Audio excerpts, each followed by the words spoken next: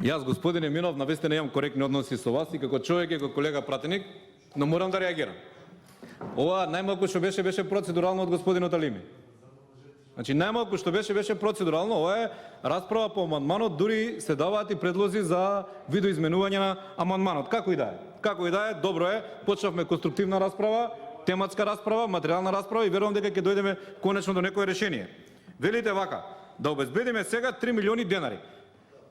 Јас навистина не сум компетентен во таа област, но верувам и убеден сум дека 3 милиони денари се сериозна мала бројка за средства за да може да се направи одреден проект. Вие друго кажавте, мислам дека сте добро информирани, бидејќи комунициравте со одредени структури.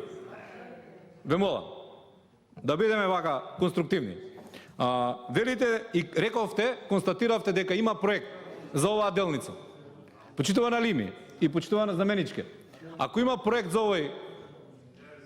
оваа делница, ако тој проект велите дека е стар, застарен или го дефиниравте на некој сличен начин, многу е поевтино да се направи ревидирање на тој проект и веднаш по ревидирањето, кој што ќе трае кратко време, да се отпочне со реализација на проектот, тендерска документација, тендер и така натаму, да не губиме време, знаете она познатото време заради време или проект заради проект, а резултатите од реализација на тој проект или на тие проекти кои што вие како влада ги реализирате ве се гледаат. 28% на веќе 9 месеци изминати од тековната година. Како и да бидеме конкретни.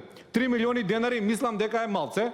Дали заменичката министерка има некоја дополнителна цифра која што навистина ќе отпочне од нула со овој проект?